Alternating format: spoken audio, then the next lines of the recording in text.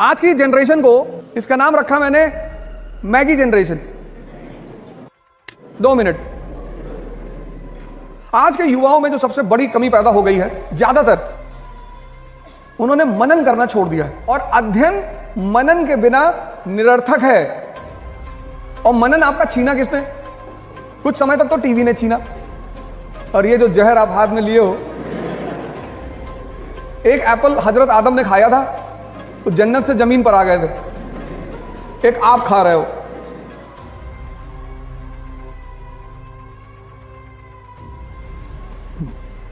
जय हिंद फ्रेंड्स। ये है कि सर मैं शुरू तो करता हूँ, कुछ पल चलता है, कुछ लम्हे चलता है, लेकिन कुछ ऐसी परिस्थितियाँ उत्पन्न होती हैं 2, 4, 10 दिन 20 दिन बाद, फिर मतलब वो वीक हो जाता है।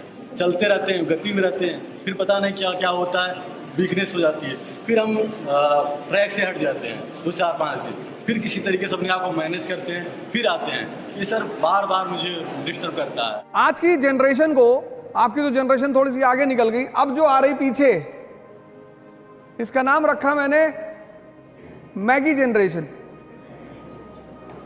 2 मिनट।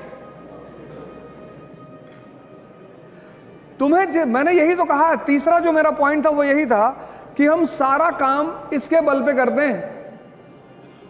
कौन भटका रहा है? परिस्थिति कुछ नहीं आती इस दुनिया में। अगर सबसे ज्यादा परिस्थिति खराब किसी पर सामने आई तो अब्राहम लिंकन,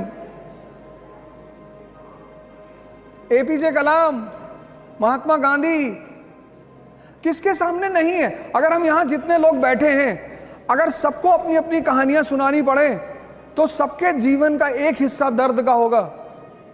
लेकिन फिर भी सारे टीचर्स स्कूल आते हैं, पढ़ा रहे हैं, किसी स्टूडेंट को कुछ फील नहीं होता होगा कि इस व्यक्ति के साथ क्या हो रहा है।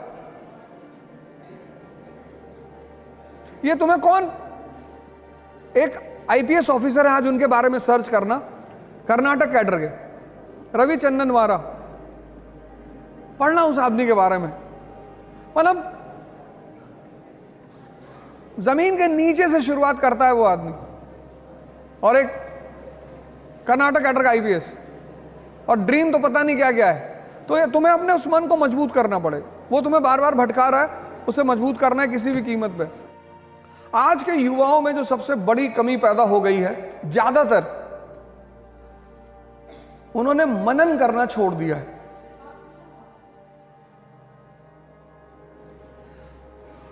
मनन और अध्ययन मनन के बिना निरर्थक है।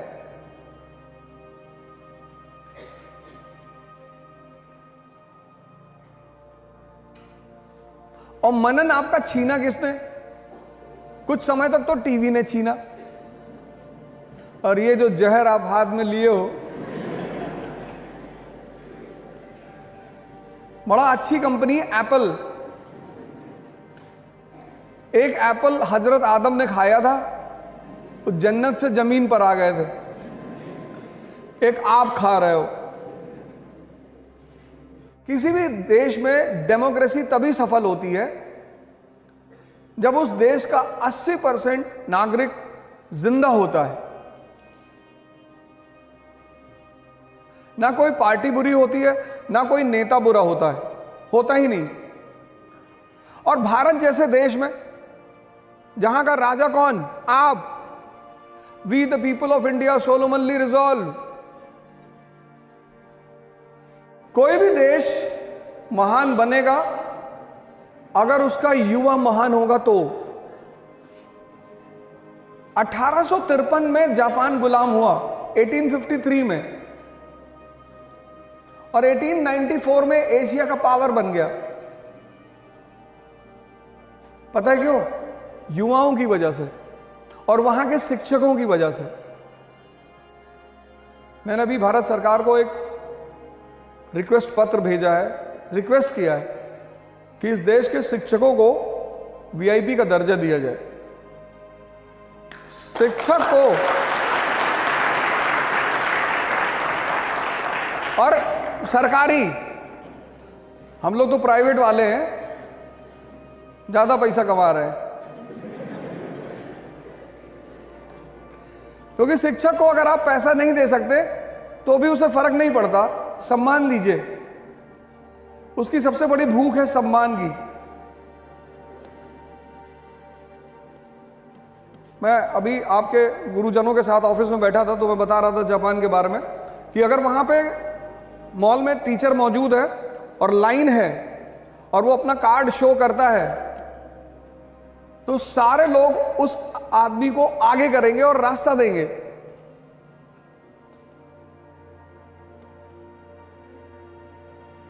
शिक्षक के साथ ये बहुत बड़ी बात, नहीं तो चाणक्य इतने बड़े साम्राज्य निर्माता कभी नहीं बन पाते।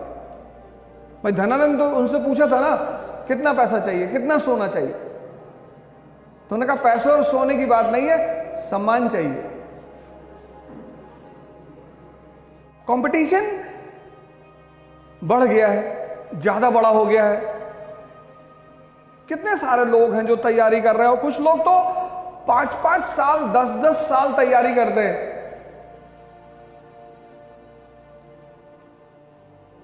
इलाहाबाद में मैं सेमिनार ले रहा था, एक साहब बैठे हुए थे सेमिनार में, तो मुझे लगा किसी लड़के के गार्जियन है, पेरेंट्स हैं। तो सेमिनार खत्म हो मेरे सामने आया, मैंने कहा भाई साहब नमस्कार। बोले नमस्कार सर, नमस्कार। बोले सर एक बात पूछनी थी। मैंने कहा जी बताएं। बोले एनसीईआरटी पूरी पढ़नी है। मैंने कहा आपका बेटा भी आया है, बच्चा भी आया है? कि नहीं नहीं, मेरे भी यूपीपीसीएस में 2 अटेम्प्ट बचे हैं। पाषाण काल से तैयारी कर रहे हैं।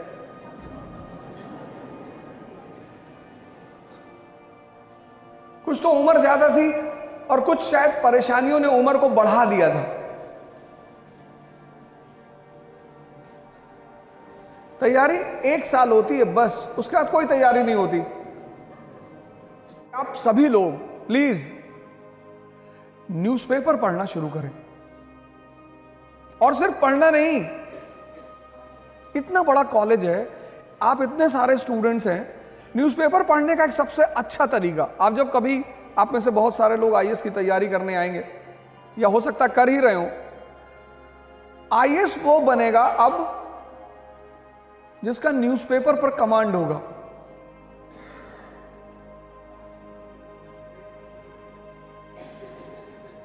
न्यूज़पेपर मात्र न्यूज़पेपर नहीं होता, वो दर्पण होता है आईआर का। दर्पण शीशा, आईआर मतलब इंटरनेशनल रिलेशन, वो दर्पण होता है समाज का। कन्या विद्या धन योजना सरकार लेकर आई, तो अब उस योजना का उद्देश्य सरकार को किसको बताना है? जनता को। जनता और सरकार के बीच में कौन मीडिएटर है? प्रेस। इसीलिए डेमोक्रेसी का जो चौथा स्तंभ है वो है प्रेस। और जिस देश में प्रेस की स्थिति मजबूत होगी और जनता जागरूक होगी, वो पता करेगी कि हमारा राजा, हमारा प्रतिनिधि, राजा नहीं, हमारा प्रतिनिधि हमारे लिए क्या कर रहा है। आपने अपने नौकर को 100 रुपए दिया कि जाओ बाजार से सब्जी ले आओ, तो जब वो लौट कर आया तो आप हिसाब मांगेंगे ना। हर साल government of India budget release करती है, आप में से कितने लोग पढ़ते होंगे? बजट मतलब सरकार आपको यह बता, क्योंकि आप राजा हैं तो सरकार आपको यह बताती कि आप पैसा खर्चा कहां कर रहे हो, आपका जो पैसा है, आपका जो टैक्स है वो जा कहां रहा है, किन मदों पे खर्चा हो रहा है। न्यूज़पेपर पढ़ना शुरू करिए। यूक्रेन और रशिया का वॉर चल रहा है, हो सकता है वो युद्ध बहुत घातक हो जाए। कभी कभी खबरें आती हैं कि रशिया न्यूक्लियर बॉम्ब मार देगा, ये कर देगा। कभी लगता है कि ये युद्ध कहीं तीसरे विश्व युद्ध में ना परिवर्तित हो जाए।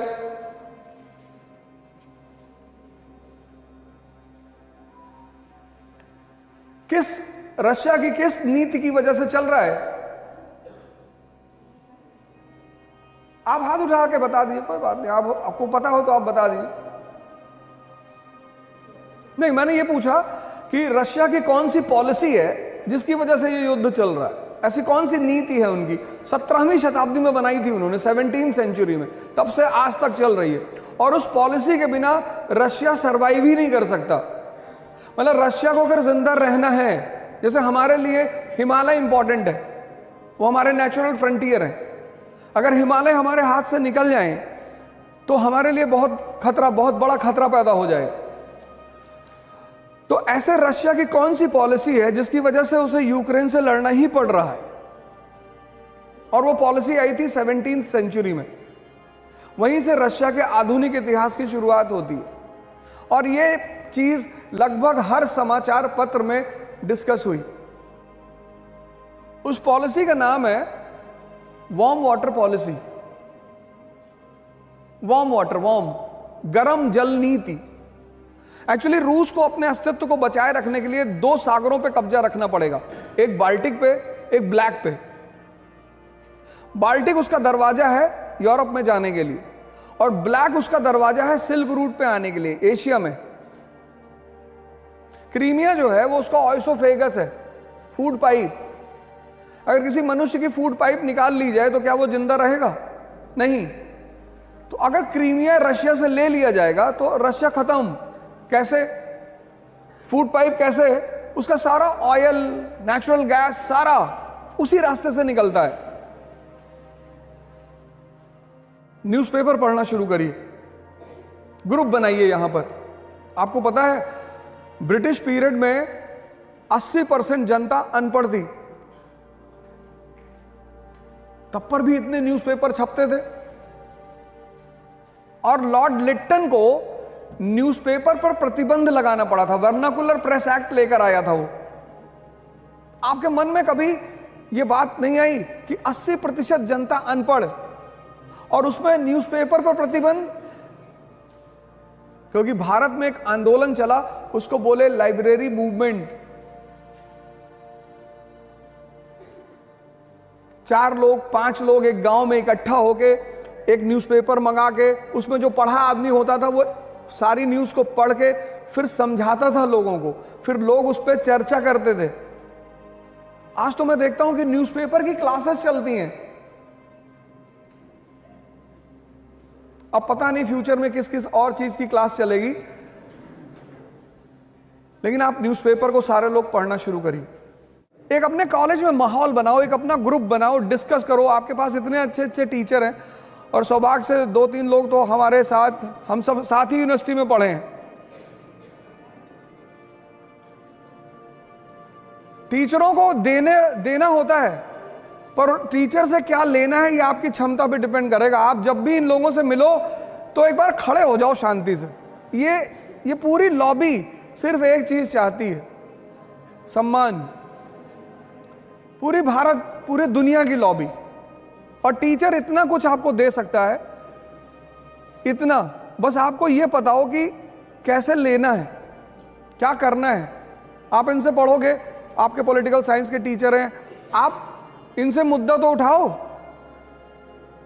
ये खुद बहुत खुशी होंगे आपसे डिस्कस करने में, आपसे बात करने में। आपको शायद बाहर कोचिंग करने की जरूरत ही ना पड़े।